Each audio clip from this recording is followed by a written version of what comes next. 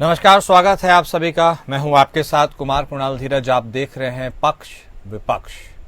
आज पक्ष विपक्ष में हम बात करेंगे उत्तराखंड के पूर्व मुख्यमंत्री त्रिवेंद्र सिंह रावत की।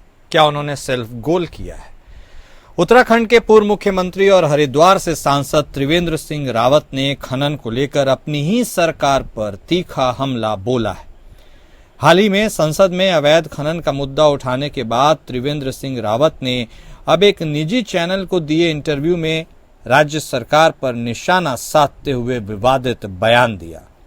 उन्होंने कहा, शेर कभी कुत्तों का शिकार नहीं करते। उनके इस बयान के बाद राज्य की सियासत गर्मा गई है।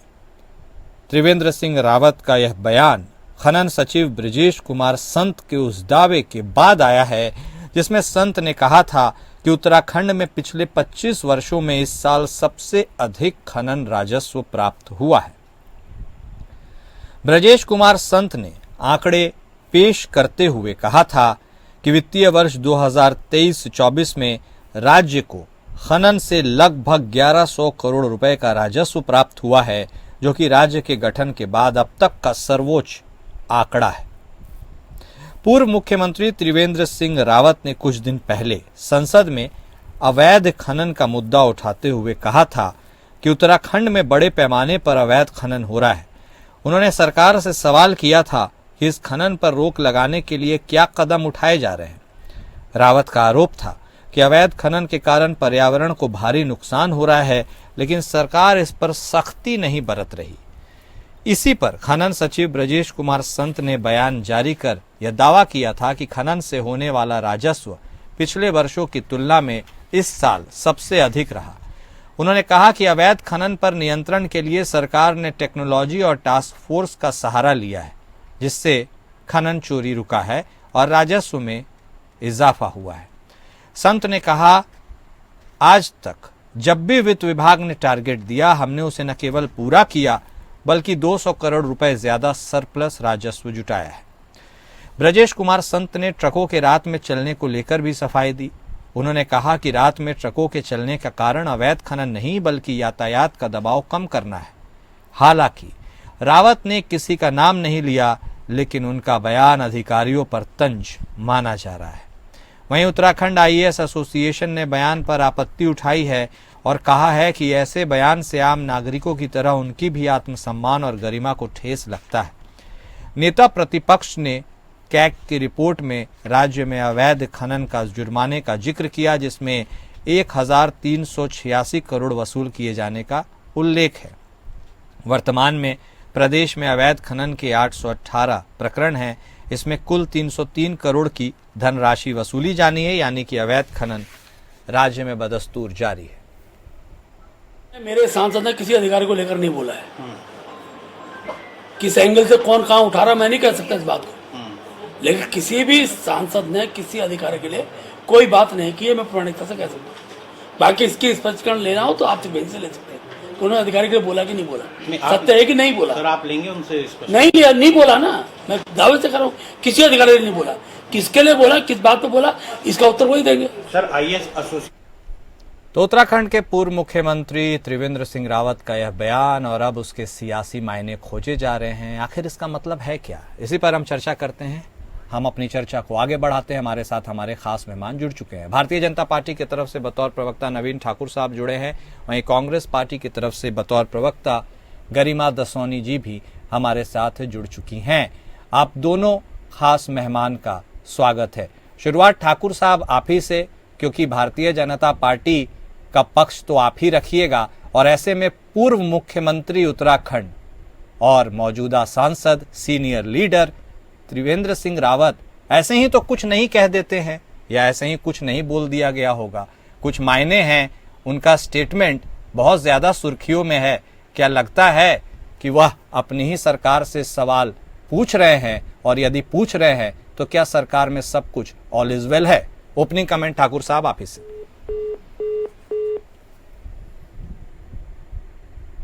ठाकुर साहब आवाज आ रही है आपको? चलिए उनसे संपर्क एक बार हम जोड़ने की कोशिश करेंगे प्रॉपर से, लेकिन तब तक गरिमा जी हमारे साथ बनी हुई हैं। गरिमा जी, यूं ही भारतीय जनता पार्टी से कभी कोई कमेंट ऐसे आ जाए जब आमतौर पर अब हमें कम ही ऐसा सुनने को मिलता है कि पार्टी का ही कोई कार्यकर्ता, नेता, सांसद अपनी ही पार्टी के ऊपर या सरकार के ऊपर सवाल दागे। मामला सीरियस है। आपको लगता है कि उत्तराखंड में जो आवाज रावत साहब ने उठाई है उस आवाज के बहुत मायने हैं?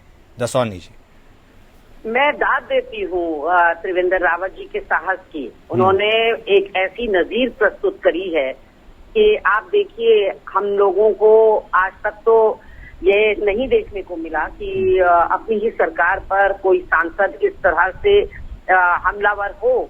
लेकिन डेफिनेटली मैं ये कहना चाहती हूँ कि सांसद महोदय ने जो सदन में कहा अवैध खनन को लेकर, वो 100% सही है। आज अवैध खनन को लेकर एक बड़ी चर्चा यहाँ हो रही है उत्तराखंड के अंदर। आज ये घर घर का नाम बन गया है। देखिए, राजस्व प्राप्ति तो होगी ही, क्योंकि कंस्ट्रक्शन की जो सामग्री है उसमें वृद्धि हुई है, उसके कीमतों में वृद्धि हुई है, बहुत ज्यादा बढ़ोतरी हुई है कंस्ट्रक्शन के सामान में। तो ऐसे में अगर राजस्व बढ़ भी रहा है तो इसका मतलब ये कतई नहीं है कि अवैध खनन नहीं हो रहा है, चोरी नहीं हो रही है। तो हम तो ये कह रहे हैं कि अवैध खनन नहीं हो रहा होता तो कहीं ज्यादा राजस्व आता। और अवैध खनन को लेकर मैं 100% सहमत हूँ त्रिवेंद्र रावत जी से। लेकिन हाँ, जो अधिकारी को लेकर उन्होंने बयान दिया वो एक जनप्रतिनिधि को शोभा नहीं देता। और आगे से त्रिवेंद्र रावत जी हो या कोई भी सार्वजनिक जीवन में जो नेता है, उसको हर लोकोक्ति या हर मुहावरा उदाहरण के लिए नहीं होता है, उदाहरण देने के लिए नहीं होता, क्योंकि वो कर्णप्रिय नहीं होता, वो कानों को सुनने में अच्छा नहीं लगता। तो और अधिकारी का नाम उन्होंने नहीं लिया, इस बात से भी मैं सहमत हूँ कि उन्होंने ब्रजेश संत का नाम नहीं लिया। उन्होंने बस एक मुहावरा बोलकर अपनी बात खत्म कर दी। लेकिन सब इतने समझदार हैं कि समझ में आ रहा है कि वो मुहावरा किसके लिए बोल रहे। लेकिन मैं कुणाल जी एक बात ये कहना चाहूंगी जरूर कि केवल त्रिवेंद्र रावत जी का अवैध खनन को लेकर सदन में जो बयान है वो ही पहली बार नहीं हो रहा है। उत्तराखंड में धामी राज में बहुत कुछ पहली बार हो रहा है। एक काबीना मंत्री उत्तराखंड के सदन में खड़े होकर उत्तराखंड को गाली दे रहा है। एक इनका विधायक भाजपा का, वो कह रहा है गुलामी ही अच्छी थी, आजाद थोड़ा जल्दी हो गए हम, नहीं तो पौड़ी का विकास हो जाता, तो अंग्रेजों के गुलाम रहते हम थोड़े दिन और। तो मैंने ये नोटिस किया कि जब जब भारतीय जनता पार्टी घिर रही है, फंस रही है, उस समय उसको हिंदू मुसलमान याद आ रहा है। यहाँ यूसीसी में लिव इन रिलेशनशिप को जो वैधता इन्होंने दी, उसको लेकर ये चौतरफा गिर रहे थे। प्रेमचंद अग्रवाल की गाली को लेकर ये चौतरफा गिर रहे थे, तो ये अवैध मदरसों पे कार्रवाई ले आए। इन्होंने एक के बाद एक पता नहीं कितने सैकड़ों मदरसे इन्होंने सील कर दिए। फिर ये गिरे राजकुमार पौड़ी के बयान पर, पौड़ी के विधायक के गुलामी वाले बयान पर। तो ये जिहाद के चारों तरफ इन्होंने जो है अपना कुचक्र रचना शुरू कर दिया। और तमाम चैनलों में डिबेट हो या कुछ भी हो, या इनके नेता बयान दे रहे थे, वो सब जिहाद पे बयान दे रहे थे। अब हम देख रहे हैं कि त्रिवेंद्र रावत के जो घमासान हुआ है भाजपा में, कपड़े फाड़ रहे हैं नेता एक दूसरे के, धज्जियां उड़ा रहे हैं एक दूसरे की सार्वजनिक रूप से। जिस अनुशासन, शुचिता की बात, पारदर्शिता की बड़ी बड़ी कसीदे महेंद्र भट्ट पढ़ा करते थे, आज वो सब धूल धूमिल हो रहा है। एक हवन में धू कर का अनुशासन चल रहा है और हवन में आहुति देने के लिए एक के बाद एक सांसद, चाहे वो अजय टमटा हो, नरेश बंसल हो, विधायक हो टिहरी से किशोर उपाध्याय या प्रदेश अध्यक्ष हो महेंद्र भट्ट, इस हवन में आहुति देने के लिए सब कूदी मार रहे हैं। ठीक है दसौनी जी, अब ठाकुर साहब हमारे साथ जुड़ गए हैं, उनसे भी बातचीत करने की कोशिश करते हैं। ठाकुर साहब, स्पष्ट सिंपल सवाल, उत्तराखंड की शांत फिजा में इतनी बेचैनी क्यों है? यदि विपक्ष यह आरोप लगाता तो संभवतः आप कह देते कि उनके पास कोई मुद्दा नहीं है, वो ऐसे मुद्दों को उठा रहा है। लेकिन अब तो आप ही के पूर्व मुख्यमंत्री, मौजूदा सांसद ने अपनी ही सरकार से सवाल पूछा है। क्या आपको लगता है कि इस सवाल के मायने बहुत ज्यादा हैं? और यदि यह सवाल उठा है और स्टेटमेंट आया है जिसकी खूब चर्चाएं हो रही है, उसे क्या ही दोहराने की जरूरत है? तो फिर ऐसे में अब उत्तराखंड में बीजेपी की आगे की राह और तमाम वरीय नेताओं के बीच की वार्ता कैसे आगे बढ़ेगी? ठाकुर साहब, देखिए, पहले तो मैं स्पष्ट कर दूं कि भारतीय जनता पार्टी और उनके नेताओं के बीच में किसी भी प्रकार का कोई जो है, जिस प्रकार जो है विपक्ष आरोप लगा रहा है, उसको मौका मिला है बोलने का, और हाथों हाथ लपक रहा है। वो विकास के मुद्दे पे बात नहीं कर सकता, वो जो है अपने कार्यकाल में जो उनका भ्रष्टाचार हुआ उसके सामने टिक नहीं सकता, भाजपा के अनुशासन के सामने टिक नहीं सकता, तो इस प्रकार की बातें कर रहा है। हम लगातार एकजुट हैं। और बात हुई त्रिवेंद्र सिंह रावत जी के बयान की बात कही, तो इसमें जो है कहीं से कहीं तक भी जो है कोई मैं ये नहीं कह सकता कि टकराव या भाजपा सरकार पर सवाल उठाया। अगर वो वहाँ के सांसद हैं, उनको लगता है कि उनके क्षेत्र में कहीं जो कुछ गलत हो रहा है, हमारे विकास में विधायक मुन्ना चौहान जी बोल चुके थे कि जो कोई अवैध खनन करता हुआ पाया गया, बहुत सारे असामाजिक तत्व हैं जिनको जो है कांग्रेस शासनकाल में बढ़ावा मिला, लगातार बढ़ावा वो जो है पल्लित और पोषित हुए, और उन पर जब लगातार सरकार की तरफ से कार्रवाई हो रही है तो वो परेशान भी हैं। और एक धड़ा किसी न किसी तरह जो अवैध खनन करने की कोशिश भी कर रहा है, इस कोने से उस कोने से, उसको लेकर उन्होंने सवाल किया। लेकिन धाकड़ धामी की सरकार लगातार जो है उन पर कार्रवाई कर रही है। और आप जो है आंकड़ा उठाकर देख लीजिए कितनी सख्त कार्रवाई जो अवैध कारोबारी पर जिन्होंने भी जो अवैध करने की कोशिश की उन पर हुई, चाहे वो हरिद्वार हो, चाहे देहरादून हो, चाहे उधम सिंह नगर हो। पूरे उत्तराखंड में जितनी कार्रवाई अवैध करने वालों के खिलाफ में हुई है, बीच में आप बीच में जो है इतनी बड़बोली क्यों है? बीच में एंकर नहीं है, इन्हें बोलो कमीशन करें, इतनी योग्यता इतनी योग्यता इनकी नहीं है। एक मिनट, इनके अंदर अगर इतनी योग्यता होती है तो ये कहीं जो है एंकर बनती जाकर, बोली ज्यादा पत्रकार बनने की कोशिश नहीं, ठीक है, नहीं, आप अपनी बात कंप्लीट कीजिए। अधिकार आपका है ना, आप पूछिए। एक मिनट ठाकुर साहब आप अपनी बात कंप्लीट कर लीजिए, उसके बाद जो सवाल आएगा गरिमा जी आप भी पूछ लीजिए। में थूक जिहाद पसंद है, गरिमा दोषी को जो है उत्तराखंड की देवभूमि, उत्तराखंडियों की चिंता नहीं है, देवभूमि में उत्तराखंडियों की चिंता नहीं है, हमारे बाहर के लोगों की चिंता नहीं है। गरिमा दोषी को थूक जिहाद अच्छा लगता है, गरिमा दोषी को लैंड जिहाद अच्छा लगता है, गरिमा दोषी को जिहाद तो है एक जो है भगवान का शब्द दिखता है, तो इसलिए ये बिलबिलाएंगे, बौखलाए हुए हैं आजकल। अभी भी नहीं, चलिए वो नहीं ठाकुर साहब, वो बौखलाए हुए हैं वो अलग बात है, लेकिन यह भी बता दीजिए कि रावत साहब क्यों बौखलाए हुए हैं, यह भी बता दीजिए। धरने पे बैठ जाए, जाकर मदरसे में बैठ जाए, धरने पे ठाकुर साहब देखिए, अवैध चीजों के साथ हमेशा खड़े हैं। अगर सरकार जो है अवैध मदरसों पर कार्रवाई कर रही है तो गरिमा दोषी उनके साथ खड़ी है। नहीं, वो देखिए टॉपिक को इधर उधर ले जाने से जरूरत नहीं, उग्र होने का भी जरूरत नहीं है। ठाकुर साहब, गरिमा जी उग्र हैं, गरिमा जी बवाल कर रही हैं, वो सब अलग बात है, लेकिन यह भी बता दीजिए कि त्रिवेंद्र सिंह रावत साहब क्यों इतना उबाल में हैं, वो कौन सा बवाल कर रहे हैं, क्या बात है? त्रिवेंद्र सिंह रावत जी ने अगर सवाल उठाया, एक मिनट गरिमा जी, एक मिनट उनको बोल लेने दीजिए। और भाजपा का लोकतंत्र है, भाजपा ही है जो अपनी सरकार से जो है सदन में मांग कर सकती है। एक मिनट गरिमा जी, प्लीज दोनों लोग साथ में बोलिएगा, सुनाई नहीं देगा मैडम, प्लीज बौखला जाती है प्लीज एक एक करके बोलिए। बौखला जाती है गरिमा दोषी, जिनको समझ में नहीं आता बोलना क्या है। आप दोनों से विनम्र निवेदन है कि आप दोनों प्लीज एक एक कर बोले। आपने मुझे बोलने में कहा, मैं जवाब दे रहा हूँ ना, देखिए झूठ पे झूठ बोल रही थी, एक से झूठ बोल रही थी लगातार, जिसका कोई सिर नहीं था। प्लीज पता है, चलिए ठीक है। देखिए, पर्सनल एक दूसरे के ऊपर जाने से कोई लाभ नहीं होता है। लगातार हम बात कर रहे हैं पूर्व मुख्यमंत्री त्रिवेंद्र सिंह रावत के पूछे गए सवाल की और उनके स्टेटमेंट से मचे बवाल की। हमारे साथ हमारे दोनों खास मेहमान जुड़े हुए हैं, रुक कर लेंगे उन दोनों का, एक रिक्वेस्ट के साथ कि ठाकुर साहब आप भी, दसौनी जी आप भी काइंडली एक एक करके बोलिएगा तो जनता को भी कुछ समझ में आएगा कि आप लोग क्या बोल रहे हैं, अदरवाइज आपसी वाद विवाद में मूल पर्पस डिफीट हो जाएगा। ठीक है, दसौनी जी आप अनम्यूट कर लीजिए मैडम अपने आप को। हाँ ठीक है, आवाज आ रही है, ठीक है दसौनी। हाँ, तो कुणाल जी पूरा मुद्दे पर केंद्रित था। हाँ, मैंने किसी पर पर्सनल अटैक नहीं किया। लेकिन नवीन ठाकुर का बयान उठाकर देख लीजिए, इनको कांग्रेस से फुर्सत नहीं, इनको गरिमा दसौनी से फुर्सत नहीं, इनको तो यहाँ सफाई करनी चाहिए, सफाई देनी चाहिए, ये जवाबदह है जनता के प्रति, विपक्ष के प्रति, मीडिया के प्रति, ये जवाबदह है, सत्तारूढ़ दल के प्रवक्ता है, ये ध्यान क्यों भटका रहे हैं, ये टाइम क्यों किल कर रहे हैं। ठीक है ठाकुर साहब, 1 मिनट आ रहे हैं आपके पास भी, बड़ी जिम्मेदारी के साथ मुझे बोलना है, बता रही हूँ, आपके पास आ रहे हैं ठाकुर साहब, उनको बोल लेने दीजिए। नहीं, आप भी बोलिएगा, यही तो रिक्वेस्ट कर रहा हूँ मैं। हाँ बोलिए दसौनी जी, कंप्लीट कर लीजिए। ठाकुर साहब 1 मिनट, हाँ बोलिए। हाँ बोलिए गरिमा जी। त्रिवेंद्र रावत जी के बयानों से किसी को फर्क पड़ा हो ना पड़ा हो, धामी जी को तो खैर फर्क पड़ा ही है क्योंकि उनकी सरकार पर सवाल उठा दिया। जी। वहीं आप देखिए कि अब एक एक करके बिलों से बाहर इनके सांसद इनके मंत्री, इनके विधायक निकल रहे हैं। और त्रिवेंद्र रावत जो 4 साल के मुख्यमंत्री थे, जिनकी चरण वंदना करते नवीन ठाकुर और इनके जैसे छुटभैये कार्यकर्ता थकते नहीं थे।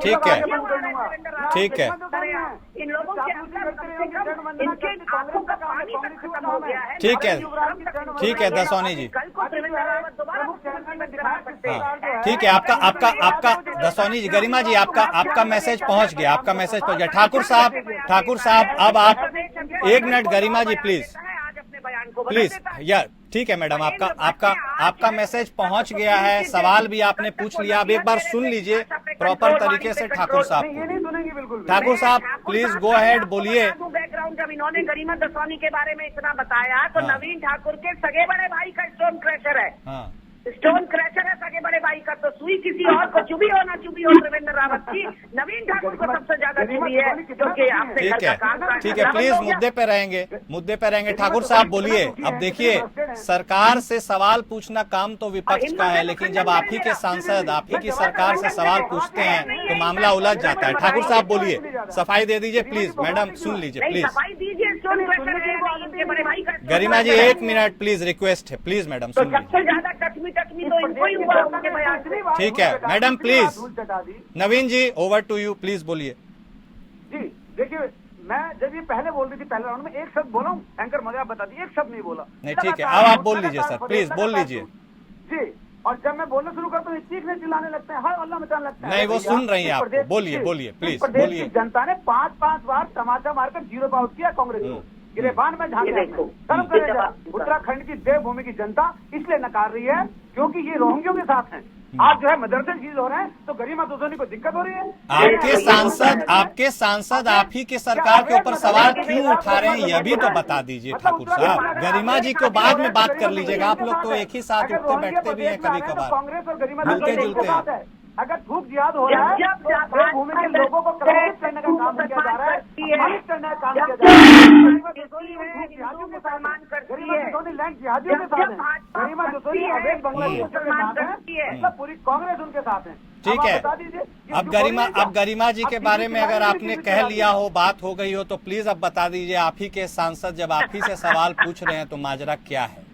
मैं बता रहा हूँ ना, लेकिन बीच में कितनी नहीं, अब वो सुन रही हैं। आप बोलिए ठाकुर साहब, बोलिए बीच में लगती है, बोलिए। मैडम प्लीज सुन लीजिएगा, गरिमा जी प्लीज सुन लीजिएगा। ठाकुर साहब बोलिए। नहीं ठीक है, गरिमा जी सुन लीजिए ना, उनको पक्ष तो रखने दीजिए। महंगाई भी बोल दो भाई, जो है वहाँ से महंगाई भी होता है, केवल एक मिनट गरिमा जी, फिर क्या ही फायदा होगा? आप ही बड़ा दिल दिखा के सुन लीजिए, थोड़ा आप सफाई इनको दे नहीं, दीजिए। मैं तो चुपी हूँ, हाँ। लेकिन ये रोहिंग्या मुसलमान और मदरसे से आगे ठीक है, बढ़ेगा, ये व्यक्ति ठीक है सबको गरिमा सुनेगा। जी प्लीज तो होल्ड। क्या है? Hold, hold. ऊपर और अंदर तो नहीं है ना, ये व्यक्ति जान के भी मुद्दा है, उसके बारे में बात ही नहीं करें। बात हम गरिमा जी की करेंगे, हिंदू मुसलमान की करेंगे। के कारण जनता इनको बाहर बैठाई गरिमा जी 1 मिनट प्लीज, मुद्दे पे बात कर लेते हैं, आपका पक्ष सुना। की बात करके ठाकुर साहब प्लीज बोलिए। बोलिए गरिमा जी 1 मिनट प्लीज। ठाकुर साहब जल्दी से बोलिए, देखिए वक्त जाया हो जाएगा, क्या ही फायदा होगा बातचीत करने का। गरिमा जी आप ही थोड़ा सा सुन लीजिए। ठाकुर साहब बोलिए ठाकुर साहब जल्दी से बोलिए, मुद्दे की बात करिए, इधर उधर बात घूम गया। जिहादियों के साथ जाना है। हाँ, फिर आप जिहाद की बात उठा रहे हैं सर, वो कल की बात हो गई, आप आज की बात कीजिए। अतिक्रमण करेगा उसके साथ जाना है, चाहे वो अवैध मदरसे क्यों न बनाए, चाहे वो अवैध मजारे बताए। गरिमा दसौनी उसकी पार्टी को उनके साथ खाना खोना है। जिहाद की बात आज नहीं कर रहे हैं सर, वो कल की बात हो गई। आज आप अपने सांसद की बात कीजिए। सांसद की बात मैं बता चुका हूँ, उसको 4 बार 5 बार आप लोग के वाद विवाद में जनता को कुछ समझ ही नहीं आ रहा है, आपके बताने से क्या होगा? कि हरिद्वार में हो रहा है, उन्होंने आवाज उठाई, उसमें क्या दिक्कत है? हमारी सरकार लगातार बताया इनकी सरकार तो इनका मुखिया कहता था मैं आंखें फेर लूंगा और मेरा मुखिया कहता है कि अगर किसी ने अवैध खनन किया, अवैध काम किया तो उसकी सजा सलाखों के पीछे है। इनके मुखिया की तरह मेरा मुखिया नहीं बोलता है तो लूट लो आके फेर लूंगा। वो इनके ही मुखिया थे जो कहते थे प्रदेश को लूट लो आके फेर लूंगा। उस बात पे शर्म नहीं आई इनको? टीवी चैनल के सामने इनके मुखिया ने कहा था पूरे देश दुनिया ने सर, आपसे जो पूछ रहे हैं आप वो बोल दीजिए ना, दूसरों के घर हरीश पे रावत जी ने कितना जो कहा पत्थर था वो फेंकेगा? पूरे प्रदेश और देश ने देखा था, आंखें मूंद लूंगा और इस प्रदेश को लूट लो। मेरा मुखिया नहीं लुटने दे रहा है। देखिए आज जेल की सलाखों के पीछे भेजने का काम कर रहा है। मेरे मुखिया ने 4 गुना 5 गुना राजस्व बढ़ाया है। का मुखिया इस देवभूमि के पैसे को जनता की गाड़ी नवीन साहब, आपको भी पक्ष रखने का मौका मिला, लेकिन आप तो एक ही तरह की बात कीजिएगा तो क्या किसी को समझ में का काम आएगा? करता है। हरीश रावत काम करता है। ये चलिए ठीक है, आप लोग आपस के ही वाद विवाद में यदि उलझेंगे तो इससे कोई उलझन नहीं सुलझेगी। बहुत शुक्रिया आप दोनों खास मेहमान का हमारे साथ जुड़ने के लिए। तो देखिए, जब बात निकल कर सामने आती है, अपने ही पार्टी से सवाल पूछे जाते हैं, सरकार से सवाल पूछे जाते हैं, तो राजनीति में यह भी दिलचस्प है कि एक दूसरे के पाले में बॉल फेंकते रहिए, जो हो रहा है उसे होने दीजिए। पक्ष विपक्ष में आज बस इतना ही। नमस्कार।